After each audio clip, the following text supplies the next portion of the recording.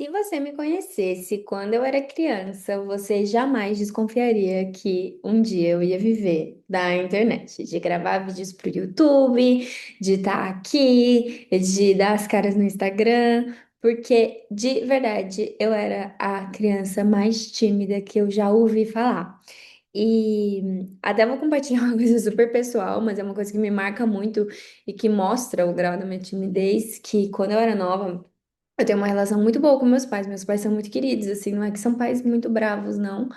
E mesmo assim, em determinadas ocasiões, lugares que a gente tava, se tinha muita gente, eu fazia xixi na calça, porque eu tinha vergonha de comunicar pra minha mãe que eu precisava ir no banheiro. Então eu segurava tanto, tanto, tanto pra não incomodar, pra não chamar a atenção, que eu acabava fazendo xixi na calça e não aguentava mais. E aí acabava passando muito mais vergonha do que se eu tivesse falado a primeira vez. E é engraçado, né? Porque crenças são profecias autorrealizáveis, então eu tinha tanto medo de passar vergonha que eu acabava atraindo situações que eu passava vergonha, porque eu era muito, muito tímida. E eu era uma criança assim, e uma adolescente também, né? Até mais ou menos uns 19 anos, e até hoje, dependendo da situação que eu tô, tá? Mas assim, que se as pessoas olhavam pra mim, eu ficava roxa, eu ficava muito tímida. E, de novo, até hoje, assim, dependendo da situação que eu tô, eu ainda fico roxa, né? Uma resposta fisiológica do meu corpo, mas era pra tudo. Se alguém olhasse pra mim, se alguém falasse comigo, se alguém chamasse atenção. E era uma vergonha, assim, tão paralisante, mas tão paralisante que eu lembro, assim, que eu era muito próxima dos meus primos. Eu amava quando eles vinham passar as férias na minha casa, que era todo ano, né? Então, todas as férias do meio do ano e do final do ano, meus primos sempre iam passar na minha casa. Mas mesmo assim, quando eles chegavam, eu demorava dias pra conseguir falar com eles de vergonha. Então, nesse vídeo eu quero te contar o que que eu fiz exatamente para sair desse lugar, né, da pessoa que não fala nem com quem ela ama, para uma pessoa que hoje fala com milhares de pessoas na internet e foi um processão mesmo. E eu tava pensando já há alguns dias em trazer esse vídeo para uma experiência pessoal que eu vivi. Achei que poderia ser interessante e tô até gravando assim à noite, sem luz e tal, mas era um momento que eu falei, nossa, eu quero falar com eles hoje porque senão eu acho que eu nunca mais ia gravar esse vídeo. Então, uma coisa assim que eu percebi depois de refletir muito e muitos processos de autoconhecimento, descondicionamento e tal, é que eu não era só tímida. E pelo menos na minha experiência, assim, a timidez, ela não é só a timidez. Normalmente ela vem carregada de várias outras coisas. Então, eu percebia que eu tinha muito medo de existir, de incomodar, de alguma maneira, assim, ser um peso para as pessoas à minha volta. Eu realmente achava que se eu fizesse uma pergunta, se eu fizesse um pedido, eu estava incomodando. Então, por isso que eu sinto assim que um dos mecanismos de defesa que eu desenvolvi quando criança era ocupar o menor espaço possível, ser a mais silenciosa possível, chamar o mínimo de atenção possível. Assim, eu sempre tentava resolver meus problemas sozinha, eu não dava muito trabalho, eu não chorava, não brincava por esse medo de incomodar. Então, eu não falava nos relacionamentos, eu não colocava os meus limites, eu não pedia o que eu queria, eu não dava minha opinião. Tinha vezes, eu lembro assim, tanto na sala de aula que eu sabia uma resposta, ou num trabalho, ou em alguma coisa que eu não conseguia falar, e eu me matava por dentro, porque eu queria muito falar. Às vezes as pessoas estavam discutindo alguma coisa que eu sabia a resposta e eu tinha essa trava que eu não conseguia. Então, eu tava assim, passando desapercebida na vida. E eu acho que eu nem preciso falar pra vocês como é ruim viver assim, é uma vida meio que pela metade mesmo, sabe? De você tá sempre pensando em como você ocupa o menor espaço possível, em como você não incomoda, você tá vivendo as suas relações e você não é autêntica, porque a outra pessoa nem sabe o que que você tá pensando porque você não tem coragem de falar, de se posicionar. Eu perdi tantas oportunidades de coisas que eu queria fazer, que teriam sido boas pra mim, que teriam me desenvolvido, porque eu era muito tímida. Então, pra mim, assim, uma das melhores coisas que aconteceu na minha vida foi realmente trabalhar essa timidez, superar essa timidez. Em algum lugar, aquela menina tímida ainda existe, mas ela não me limita mais, assim, eu não deixo de fazer nada por conta dela.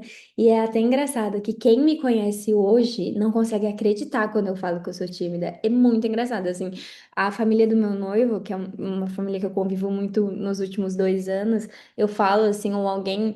Esses dias minha mãe comentou que eu era muito tímida e a minha sogra, tipo, não é possível que ela era tímida. Tipo, eu não consigo acreditar, não consigo visualizar. Só para vocês entenderem da onde eu saí, aonde eu tô hoje. E acho que foi na adolescência que eu comecei a perceber que a timidez estava roubando a minha vida, estava roubando minhas oportunidades, estava roubando a minha voz, que eu não estava fazendo escolhas por mim, eu estava fazendo escolhas desse lugar, né, de não querer incomodar, de não querer ocupar muito espaço. E eu sinto que, assim, talvez uma das primeiras coisas que eu fiz que me ajudou muito nesse processo, né, de reconexão. Foi um dia que eu lembro que eu tava numa sala, assim, com várias pessoas conversando. Eu queria muito falar e eu não conseguia. E aí, nesse dia, eu me fiz uma promessa, tipo, um compromisso comigo mesma, que por mais que eu ficasse roxa, que por mais que eu passasse muita vergonha, a minha timidez não ia mais tirar minha voz. E aí, hoje, né, com a visão que eu tenho do desenho humano, eu até percebo que talvez foi um pouco drástico isso, porque como projetor, eu tô aqui para falar para quem me reconhece, para quem me valoriza, mas foi uma mudança de mindset importante, de começar a perceber que eu sou maior do que isso. Não é essa minha condição, né? Esse meu medo que é maior do que eu. Eu sou maior do que isso. E mesmo que no começo eu fique roxa, eu vou falar e eu vou me colocar. E aí eu sei que desde esse momento dessa convicção, né?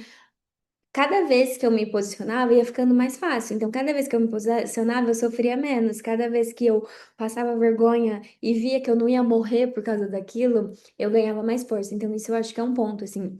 A gente recebe muitas perguntas no Instagram falando, ai, como que eu supero o medo e a vergonha de postar no Instagram? E, gente, eu sempre falo isso. O único jeito de você superar esse tipo de medo, né? Esse tipo de vergonha é fazendo, não tem outro jeito. A gente ganha confiança conforme a gente se movimenta. E eu já talvez eu já tenha explicado isso aqui antes, mas o nosso cérebro, ele ainda funciona de uma maneira muito primitiva. Por quê? Porque a gente foi por muito mais tempo caçador e coletor do que a gente é agora, homem moderno. E o nosso cérebro, ele realmente tem pavor da rejeição, porque no passado, ser rejeitado, ser excluído da sua tribo significa literalmente a morte. Não sei se eu posso falar essa palavra. Quando você era excluído da sua tribo, faltava comida, faltava proteção, você estava à mercê dos animais e sozinho era muito difícil um ser humano sobreviver. Então, toda vez que a gente vai fazer algo que a gente sente esse medo da rejeição, e principalmente quando você vem para a internet, que você começa a se projetar para muitas pessoas, e muitas dessas pessoas não são graciosas, não são boazinhas, elas vão te mandar mensagem falando que você é feia, burra, e etc. É claro que você tem medo do julgamento. E você também tem medo do julgamento das pessoas que estão ao seu redor, porque se essa pessoa começar, ai, virou blogueirinha, ai, é isso, ai, é aquilo. Dá vontade de desistir, porque na tua mente, ainda muito primitiva, essas pessoas são sua tribo, e se a sua tribo não te ama, você acaba se sentindo muito exposta, muito vulnerável e com medo de não conseguir sobreviver sem essas pessoas. E aí, eu tô falando isso aqui porque conforme eu fui também me posicionando, eu lembro também que no meu colégio, eu mudei de colégio, né, no primeiro colegial, eu fiz o primeiro e ao terceiro colegial numa escola nova, que perceberam muito rapidamente que eu ficava vermelha e eles sempre me colocavam em uma posição para eu passar vergonha. Mas eram pessoas que eu amava muito, assim, a gente se dava muito bem. Então foi um bullying, mas eu sei que foi um bullying que me ajudou, porque ao longo do tempo eu comecei a me acostumar um pouquinho mais com essa exposição. E também com essa questão de eu começar a me posicionar, eu começar a falar e cada vez mais ir ganhando essa confiança. Então, isso foi super importante para mim. Mas aí eu segui minha vida, fiz faculdade, me formei em administração, fui trabalhar em empresas. Já na faculdade eu tinha que fazer trabalho, então eu já conseguia, já estava um pouquinho melhor. Depois também, quando eu fui trabalhar em empresas, acabava tendo que fazer apresentação, conversar com o diretor e tal. Então as coisas foram evoluindo. Mas ainda a ideia de vir para a internet era, tipo, impensável. Eu não conseguia pensar. Tipo, eu achava muito legal, tal, mas não era para mim. Eu nunca achei que eu ia um dia abrir uma câmera e falar com uma câmera, tipo, sabe? Era impensável mesmo. Eu nem gostava muito de tirar foto, eu nem tinha Instagram na época, minha conta tava desativada, eu era super, super, super low profile. Ainda sou bem reservada, assim, na minha vida pessoal, pra ser sincera. Acho que aqui no YouTube eu falo mais, mas se vocês verem no Instagram, eu não falo tanto da minha vida pessoal. Mas mesmo assim, tinha essa questão, né? E aí, quando eu conheci o desenho humano, eu já devo ter contado essa história antes, eu sei que eu contei no vídeo que eu fiz de transição de carreira, mas quando eu conheci o desenho humano, eu já estava mais ou menos uns 4 anos muito imersa no autoconhecimento, no meu desenvolvimento pessoal, na espiritualidade e tal. E, assim, era uma fase difícil da minha vida e eu tava buscando muito respostas, eu tava fazendo muitas formações. Nossa, fala qualquer terapia aí de autoconhecimento que provavelmente eu já fiz a formação, mas ainda minha vida não mudava. E aí, quando eu conheci o desenho humano, foi quando tudo mudou. Eu comecei a colocar aquilo em prática e eu entendi tudo. Eu comecei a me ver com outros olhos. Eu comecei a viver muito diferente. Minha vida mudou assim. Acho que em 3 meses a minha vida já era outra. E aí eu olhava para aquilo e não tinha ninguém falando daquilo ainda, né? Faz muito tempo isso. E eu lembro que não tinha muita gente ainda falando daquilo. E eu falava, meu Deus, o universo me abençoou com esse conhecimento. E esse conhecimento, ele foi tipo, transformador pra mim. Seria muito egoísmo da minha parte manter isso só pra mim. Eu preciso falar com outras pessoas sobre isso. E aí foi aí que com esse porquê muito forte que eu comecei a ir pra internet. Eu lembro que os primeiros vídeos que eu gravava eram vídeos tipo de 1 minuto que eu ficava de 5 a 8 horas fazendo, gente. Eu ficava um dia inteiro para gravar um vídeo, só para vocês verem que não era exagero meu. E não era nem que era um vídeo aqui pro YouTube, é um vídeo de 40 minutos, era um vídeo pro Instagram de tipo 1 minuto e meio, 2 minutos. Então foi super desafiador e todo o processo. Mas eu sempre colocava uma intenção assim de se esse vídeo ajudar pelo menos uma pessoa e uma pessoa é um universo inteiro, vai ter valido o meu desconforto. Se essa mensagem chegar para uma pessoa que seja. E isso eu acho que foi muito legal, assim, da minha parte, porque quando você começa na internet, às vezes a internet você perde um pouco a noção de parâmetros, de quantidade, né? Então você entra, por exemplo, numa live que tem 30 pessoas, você acha que a live flopou, mas uma sala de aula tem 30 pessoas. Formam-se crianças com 30 pessoas, né? Você forma uma geração inteira em salas de 30 pessoas. Então, eu lembro de começar muito assim, não estava fazendo aquilo pelo meu ego, até porque o meu ego estava completamente desconfortável. Eu lembro que na época eu assisti um vídeo também que falava que timidez era ego, porque você acha que tá todo mundo prestando muita atenção em você e tal, e aí eu firmei nisso e falei, não, então eu vou superar isso e eu vou começar a falar no intuito de ajudar as pessoas. E se ajudar uma pessoa, tá tudo bem. E aí foi muito legal, porque eu sempre. Aí eu comecei a receber feedbacks mesmo. Nossa, parece que você estava falando isso pra mim, isso que você falou me ajudou, tal. Então eu fui superando. E aí eu acho que, olhando pra trás, assim, esses foram os dois motivos que realmente me fizeram superar, porque. Quem tem um porquê forte supera qualquer como. Nietzsche já dizia isso, né? E quando eu penso nesse como eu superei a timidez, foi esses dois porquês. Um porquê que era um compromisso comigo mesma, de que eu não queria mais viver uma vida pela metade, eu não queria viver mais uma vida escondida, tava tudo bem eu ser vista, tava tudo bem eu existir no mundo e eu falar minha verdade e eu ter experiências, né? Que me ajudassem muito, e dois, porque eu acreditava tanto na mensagem do desenho humano que eu sabia que era minha missão passar isso para frente.